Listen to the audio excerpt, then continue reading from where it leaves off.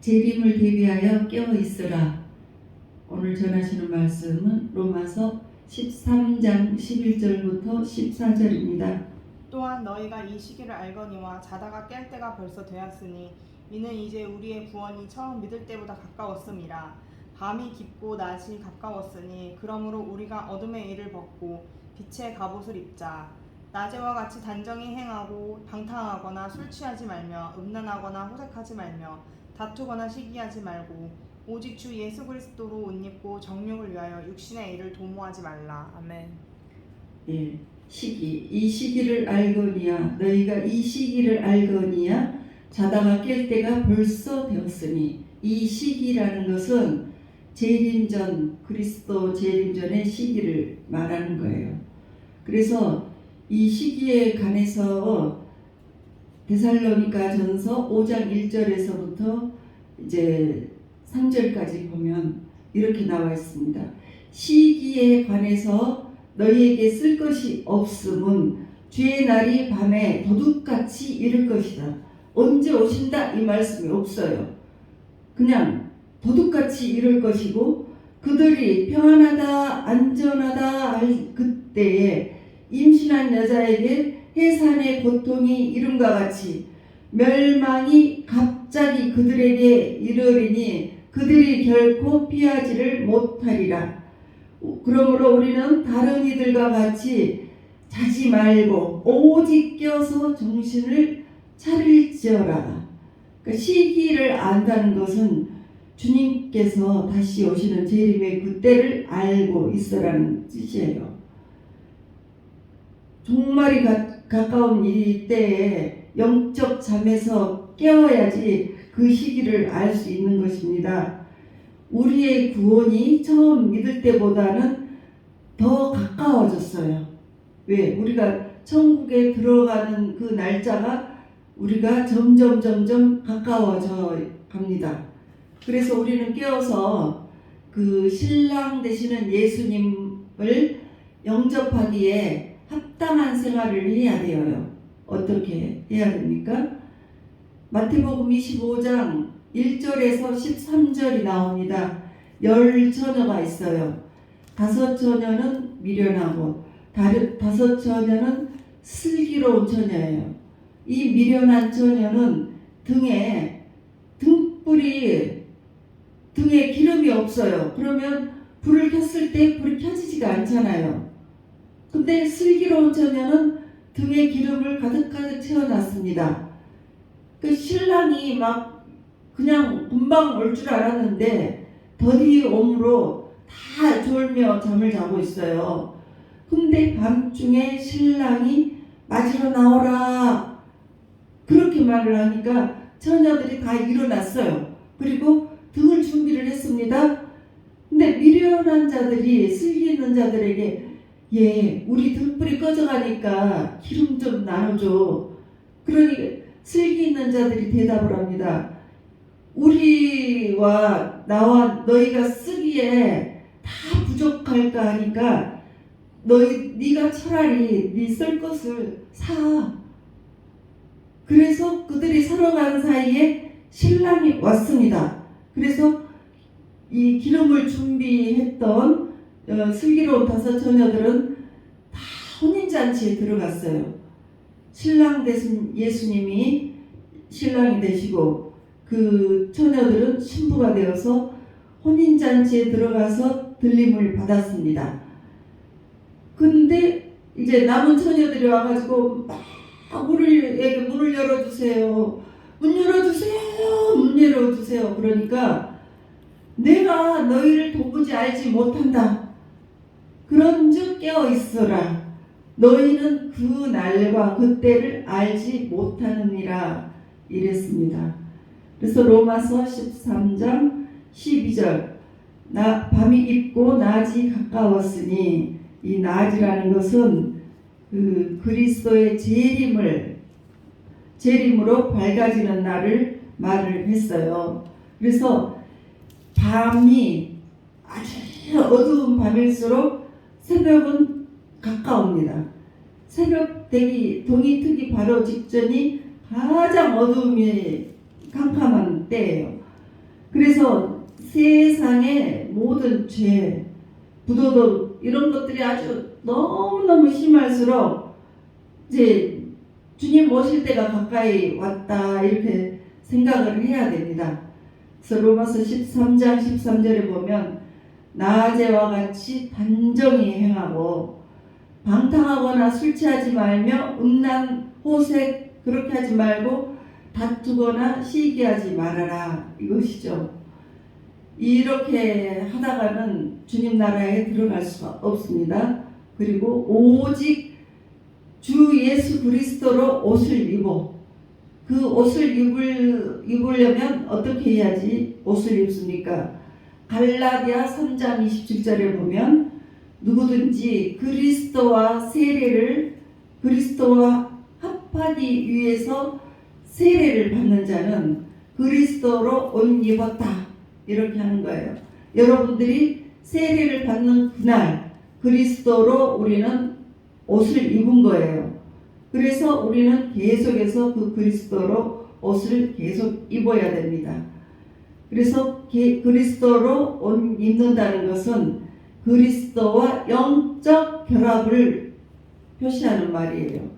로마서 6장 3절에 보면 무릇 예수 그리스도와 합하여 침례를 받은 우리는 그의 죽으심과 합하여 침례를 받은 줄을 알지 못하느냐. 그러므로 우리가 그의 죽으심과 합하여 침례를 받음으로 그와 함께 장사되었나니 이는 아버지의 영광으로 말미암아 그리스도를 죽은 자 가운데서 살리심과 같이 우리로 또한 새 생명 가운데서 행하게 하려 함이라. 만일 우리가 그의 죽으심과 같은 모양으로 연합한 자가 되었으면 또한 그의 부활과 같은 모양으로 연합한 자가 되리라. 로마서 13장 6절에 보면 이제 우리가 알거니와 6장 13장 6절 우리가 알거니와 우리의 옛사람이 그리스도와 함께 십자가에 못 박힌 것은 죄의 몸이 죽어 다시는 우리가 죄에게 종노릇을 하지 아니하려 함이니 이는 죽은 자가 죄에서 벗어나 의롭다 하심을 얻었음이라. 만일 우리가 그리스도와 함께 죽었으면 또한 그리스도와 함께 살 줄을 믿노니 이는 그리스도께서 죽은 자 가운데서 살아나셨으며 다시 죽지 아니하시고 사망이 다시 그를 주장하지 못할 줄을 알미로다. 그러므로 이제 이와 같이 너희도 너희 자신을 죄에 대해서는 죽은 자고 그리스도 예수 안에서 하나님께 대하여는 살아있는 자로 여길지어다. 그러니까 죽음에서 부활하신 그리스도와 우리가 결합을 해요. 그래서 우리가 새롭게 사는 사람이 됩니다. 우리의 옛 성품, 나쁜 성품, 죄를 짓는 그 모든 생활에서 이길 수 있는 힘을 얻게 되는 것이에요. 그것이 바울이 말하는 그리스도인 삶의 모습입니다. 그래서 예수 그리스도로 옷 입는다는 말처럼 그리스도 안에서 사는 자의 모습을 간직하면서도 이제 힘있게 표현하는 말은 없을 것입니다. 그래서 정욕을 위하여 로마서 13장 14절 보면 정욕을 위하여 육신의 일을 도모하지 말라. 성령의 일과 반대하는 일, 이런 일들을 하지 말라.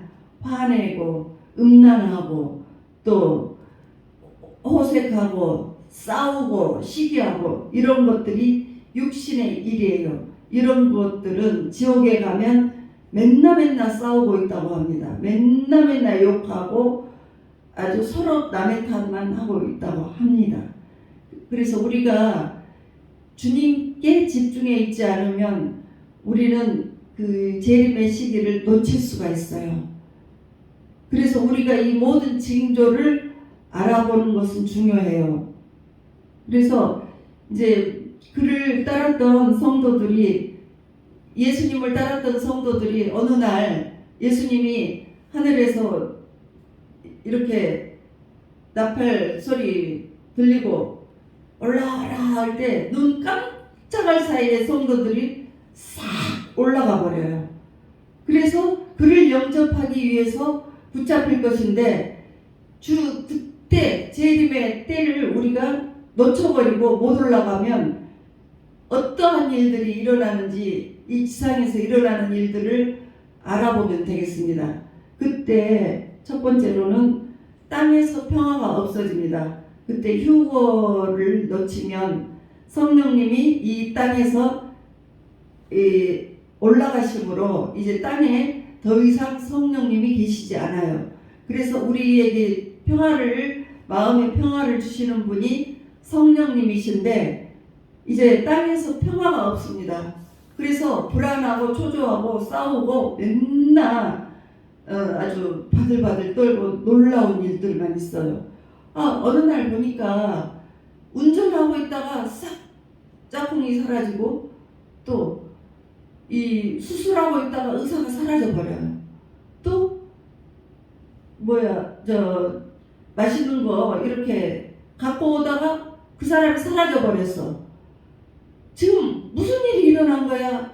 지금 주님이 진짜 재림하셨나? 하고 이제 막 교회로 뛰어오기 시작합니다. 그랬을 때 그때 이제 이렇게 말을 하죠. 이미 교회에서 이런 일들을 알려줘가지고 너희들 우상 숭배하지 말고 성적인 부도덕 하면 안 돼. 도둑질 살인 다 하면 안 돼. 싸우지도 말어. 그렇게 했을 때는 예수 보혈로 깨끗하게 받아 깨끗하게 죄를 씻고 거룩해져야 돼. 그래야지 예수님 오실 때 재림을 할 수 있어. 항상 우리의 몸과 마음을 다듬고 살아야 돼 하고 가르쳐준 교회에서는 그 교회 성도들이 싹 들림을 받아요. 교회도 들림을 받고 목사님도 들림을 받고 성도들도 다 준비를 미리서 했기 때문에 들림을 받아요.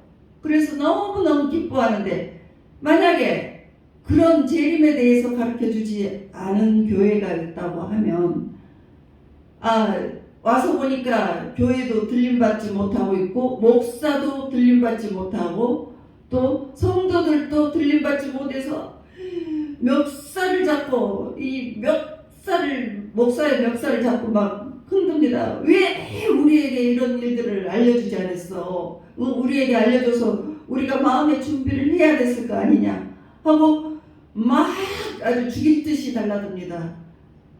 근데 이미 너무 늦어버렸어요. 다들 재림 시간은 끝나버렸어요. 그래서 화평이 없고 막 싸우고 난리가 납니다. 첫 번째. 그 다음에 두 번째는 아이들이 지구상에 없어져요. 지금은 아이들이 많이 있죠. 그러니까 아이들은 주님께서 싹 들려 올라가신다는 거죠. 휴거 때. 그리고 세 번째는 이제 돌봐주는 사람이 없어요. 그래서 휴거한 다음에는 내가 어떻게 살아남아야 되지? 무엇을 먹고 살아야 되지? 이런 것들이 이제 가장 큰 문제가 되는 것입니다. 그래서 하루 종일 일을 해서 받은 품삯이 빵 한 덩어리밖에 안 된대요. 그래서 이것이 대환란이라고 합니다. 그러니까 이제 데살로니가 후서에 보면 막는 자를 없애면 악한 자가 드러나게 될 것인데 너희는 지금 그러하여금 그의 때에 나타나게 하려 하여 막는 것이 있는 것을 아나니 불법의 비밀이 이미 활동하였으나 지금은 그것을 막는 자가 있어 그 중에서 옮겨질 때까지 하리라.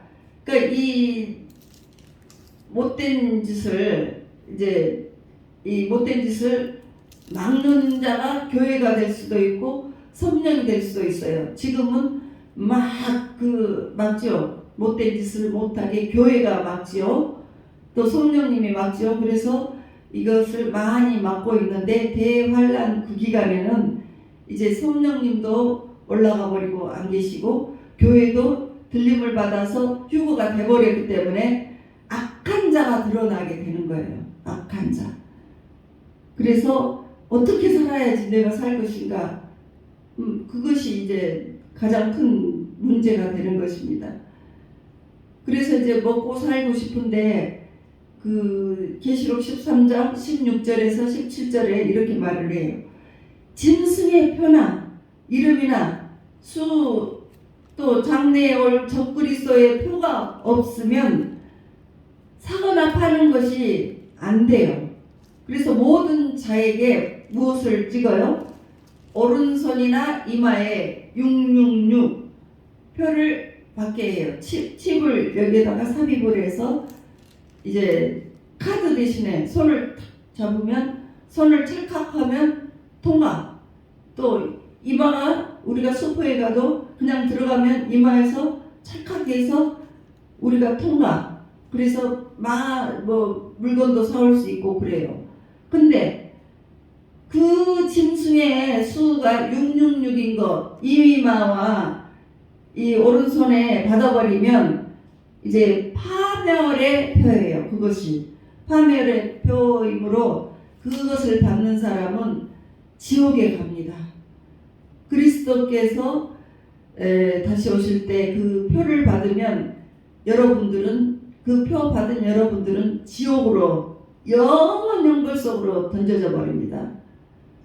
그래서 계시록 13장에 보면 그리스도께서 재림하셔서 다스리시고 통치하실 때 천사가 사탄을 결박하고 적그리스도를 데려다가 불못에 던져 놓을 것입니다. 그리고 그가 거짓 선지자를 데려갈 것인데 이제 이 표를 가진 자 666 이런 표를 가진 자는 1000년 동안 땅에서 통치하고 다스리는 것이 허락이 되지 않아요. 그래서 당신은 그때 강제로 표를 받을 것입니다. 그래서 그것을 받으면 우상 숭배의 표가 되므로 영원히 하나님하고 분리돼서 지옥으로 가서 처참하게 물지옥으로 떨어지는 것입니다. 근데 그러면 언제 그 재림의 때가 올까요? 그러니까 하나님의 나팔 소리가 날 때 우리 빨리 그때 회개해버리자. 그러면 그때 하나님과 화목할 시간이 있을 것이다. 이렇게 생각하시면 절대 안 됩니다. 이미 그럴 때는 너무 늦어요. 소리를 들으면서 우리가 올라가 버려야 돼요. 그때 회개한다 하는 것은 너무 늦어서 안 됩니다. 그래서 그 날과 그 시간은 아무도 알지 못한다고 했습니다. 그래서 모든 사람들이 계속 주님을 섬기고 그리스도를 잘 섬기고 따르도록 해야 합니다. 그 다음 5번째, 이제 남아있는 자, 그 666표 받지 않은 사람은 환난을 통과해야 돼요. 그 사람들은 순교를 해야 합니다. 계시록 7장에 보면 휴거 때에 주님께서 오실 때 그들의 옷을 희게 해야 합니다. 이제 그때 들림을 받지 못했어도 주님 잘못했습니다 하고 회개를 해야 돼요. 그리고 그들은 어떻게 죽어요? 계시록 20장에 보면 참수하여 처형이 될 것이라고 했습니다. 휴거 때. 그러니까 나는 휴거를 보았다 했던 어떤 분이 자기가 휴거 때 들림받지 못하고 순교받는 것을 봤다고 그래요. 근데 이제 자기 아내가 순교 당하는 것을 보고 너무나 무서워서 아주 그냥 36개 아주 주랭랑을 쳤대요. 근데 얼마 가지 못해서 잡혔대요. 그리고 자기에게 그 계엄군 같은 사람들이 물어봤다고 그래요. 너 이 표를 받으면 먹고 살게 해주고 아무 걱정 없이 해줄 텐데 이마와 손에 이 표를 받기만 해. 그러면 너는 여기에서 편안하게 정말 너는 편안하게 살게 될 거야. 그랬을 때 정말 그 말이 믿어졌다고 그래요. 그렇지만 끝까지 자기는 순교를 주님을 버리면 안 된다는 그 마음이 있어서 그들에게 달라들었다고 그래요. 예수님 믿고 너희들도 예수님 믿고 예수님을 너희들도 믿어라. 그랬더니 이제 온몸을 꽁꽁 묶어가지고 칼로 이렇게 쳤다고 그래요. 쳤는데 그때 얼마나 무서웠던지 예수님 너무 무서워요. 순교 그 장소에서 너무 무서워요. 그랬더니 잠시 후에 주님이 자기 가까이에 오셔서 딱 안아주셨다고 그래요. 그리고 포근해서 이렇게 쳐다봤는데 자기 몸은 이미 댕강하고 잘라져서 나갔대요. 하나도 아프지를 않았대요. 왜냐하면 혼이 먼저 나와버렸기 때문에. 그러니까 만약에 여러분들이 휴거를 받지 못할 경우에는 꼭 순교를 해야 합니다. 순교를 할 때 두렵고 떨리고 무섭고 그럴지언정 순교를 주님께 기도를 하세요. 주님 무서워요, 도와주세요. 그러면 주님께서 도와주시고 여러분들을 그렇게 순교를 할 수 있게 해주실 거예요. 그래서 그들이 환난 중에 일어나는 그 혼란을 이제 인자 앞에서 주님 앞에 서기에 합당한 자가 되기 위해서 기도를 하셔야 돼요. 계시록 2장 3장에 보면 이기는 자들에게 상급을 준다고 했습니다. 그래서 이 휴고를 이렇게 같이 올라간 자 또는 못 올라가서 이 목배임을 당한 자들 이런 사람들 다 그들에게 주님에게 그들은 이제 하나님에 대해 그들의 이웃에게 증거를 했기 때문에 천국에 들어가서 천국에 들어가는 사람이 되는 것이죠. 그래서 여러분들이 이제 지금 모든 때가 너무나 지금 어두워요. 지금 나라도 어둡고 또 자꾸 동성연애 합법화하자고 또 난리가 나고 여러 가지 불합리한 일들이 자꾸 합법적으로 자꾸 일어나고 있죠. 그러니까 점점 어두움으로 들어갈수록 낮이 밝은 거예요. 새벽이 밝은 거예요. 주님 오실 때가 가까워졌다는 거예요. 이런 일들이 자꾸 어둠의 일들이 막 생길수록 그러니까 우리가 깨어서 기도해야 되는 것입니다. 그래서 여러분들이 깨어서 기도할 때 이 여러분들을 깨끗하게 하십시오. 예수님께서 그랬어요. 내가 거룩하니 너희도 거룩하라. 그리고 예수님 보혈로 우리의 모든 죄들을 날마다 회개를 하세요. 방탕하지 말고 음란하지 말고 호색하지 말고 다투고 남 욕하지 말고 살인하지 말고 이렇게 하지 말고 혹시 잘못이 됐을 경우에는 예수 보혈로 깨끗하게 주님께 해달라고 기도를 하세요. 그래서 여러분들의 죄가 회개되고 거룩하게 된 상황에서 슬기로운 5 처녀들처럼 기름을 항상 준비를 하는 거예요. 그 기름을 준비하는 것은 성령님의 도우심으로 기도도 하고 말씀도 있고 좋은 일도 하고 그러는 거죠. 그래서 주님께서 언제 오시든지 우리는 주님의 재림을 그냥 싹 맞이하는 신부가 되고 만약에 그렇게 안 될 경우에는 순교를 꼭 통과할 수 있는 저와 여러분들이 되시기를 주님의 이름으로 축복합니다.